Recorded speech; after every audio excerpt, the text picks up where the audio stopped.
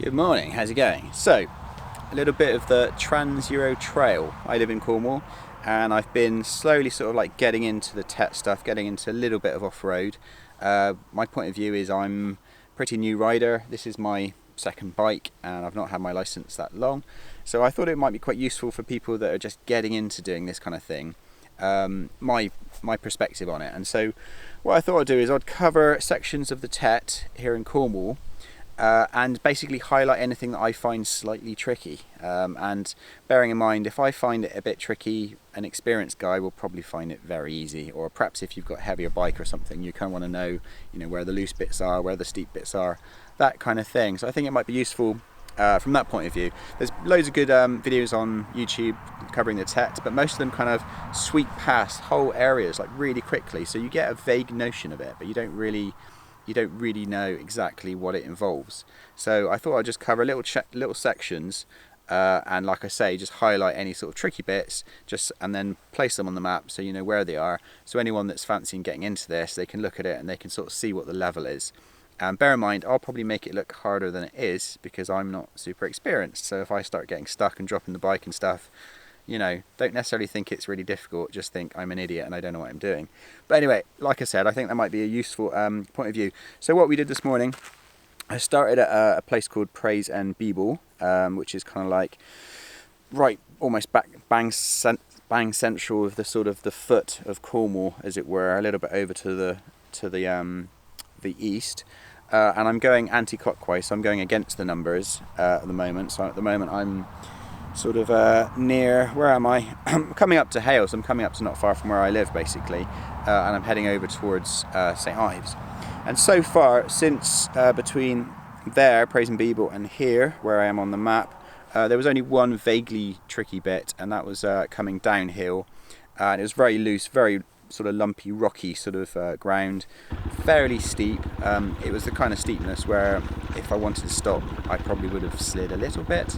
But yeah, you could have easily lost the front wheel, I think, if you touch the front brake at all, because it was very, very loose.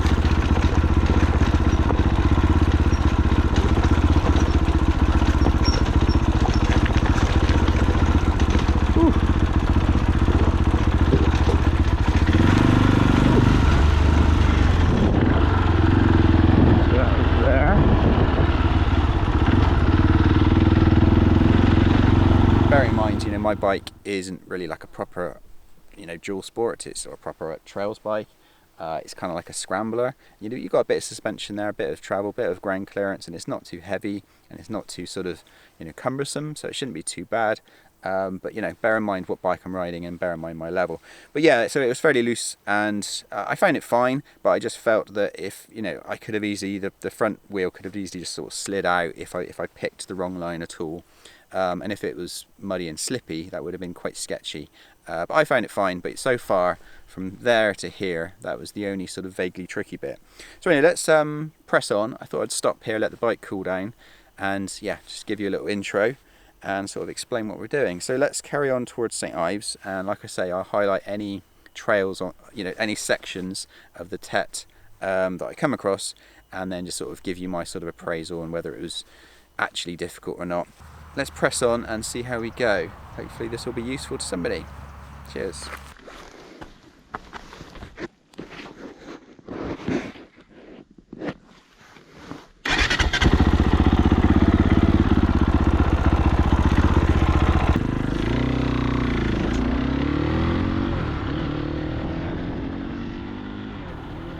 Okay, so from there, as we were coming up towards St Ives, it's nothing much to report, to be honest with you. It's mainly pretty straightforward roads. I do recommend, though, if you don't know the area, stopping in St Ives for lunch or something, because there's loads of lots of stuff to see, and it's a nice little spot to get all different types of food. Then we carry on, and this is basically quite a nice road, but it is all roads as we leave St Ives and then head down the coast. It is very windy, and some of it is quite picturesque. You go past a few tin mines, things like that. It is a nice road to ride on, but it's not sort of a TET material. It is just like a standard kind of road. Although I did almost run over a stoat, or possibly a weasel, I'm not sure, on my way along that road there. But then it starts to get a little bit more interesting. So as you get down to this area here, which is near Pendeen, you take a little kicker out towards the coast, and then you follow some little trails, which is actually quite fun. There's nothing really too challenging here, but it is a nice place to sort of ride around. But you will get a lot of walkers, so ramblers and whatnot. So beware of that, and give them a bit of space.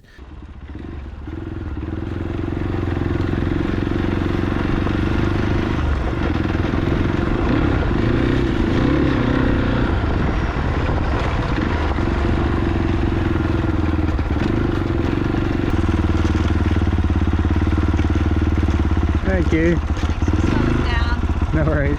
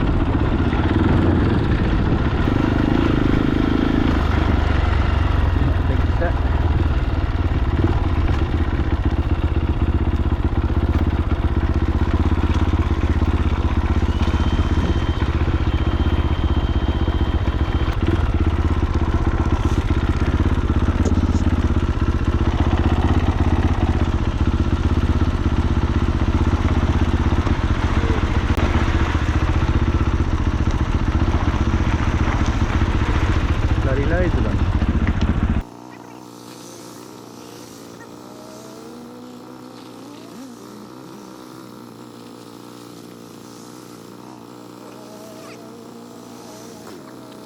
Good grief.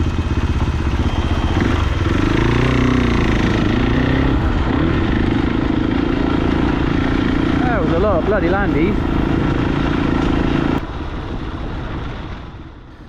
And then as you come down towards Cape Cornwall, I would say this is probably the only real, the only other hazard on this section of the TET that we're covering today. And that is basically there's a narrow, very loose, pretty steep path which is going sort of straight up. Obviously, if you're going clockwise, you're going to be going straight down. But it's a hazard for a couple of reasons. Like I said, it's very loose, it's pretty steep. And the problem is that depending on the time of year that you come, there's going to be lots of walkers on there, and it's the kind of sort of surface where it could be quite tricky to stop in a couple of places. Sort of stopping and starting might be a bit fiddly, or you just might not be able to stop quick enough if a dog walker suddenly steps out in front of you or something. So you kind of have to time it quite well to get up there. It's just a straight line sort of run, but it is very loose. I was sort of like my back wheel was jumping around a little bit, trying to climb up it. And as per usual with the GoPro thing, things are always steeper than they look on the GoPro. But yeah, that was the only other slightly tricky bit that I would say, maybe have a good look at it before you go around the corner, because it is steeper and looser than you think it's going to be.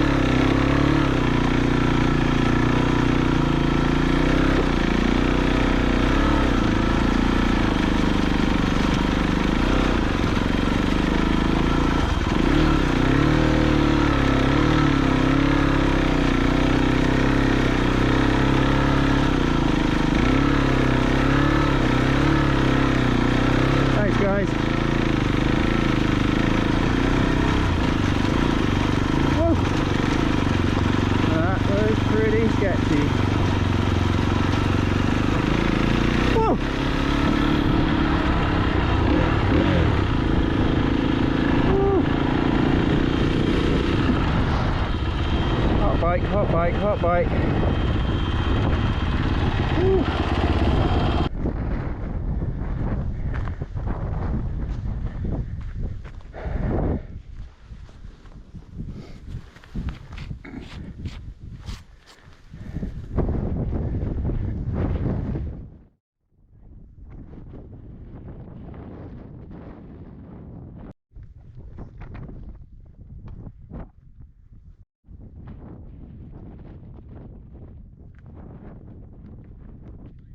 And then that's it really, and then after that it's just pretty much a few fairly average roads down towards Land's End, and I'm not a big fan of Land's End. It's not terribly exciting, but you know, if you've never been there before, by all means check it out.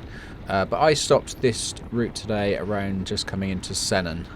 What I thought I'd do is I'll tackle the next section along the south for the next episode, basically. So yeah, there you go, guys. So on that section there, between here and here, I found only really 2 little hazards that are worth mentioning.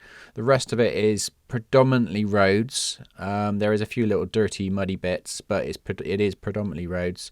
And like I said, just I'd highlight that section sort of near Pendine, and then the section around Cape Cornwall. They're kind of like quite interesting sort of little spots, obviously being spectacular views and all the rest of it, which always helps make the riding experience a bit better. Anyway, guys, so I think I'll leave that there. But yeah, so this was chapter 1. This was the first little section I'm going to cover. Like I said, I will, in my spare time, I'll try to cover further sections and sort of piece them all together so that hopefully I can cover the entire Cornish TET, the Great Western Trail, by the time I've finished, if we get lucky. And then who knows, maybe I'll go up into Devon. But let's concentrate on what's near home to begin with, and then we'll go from there.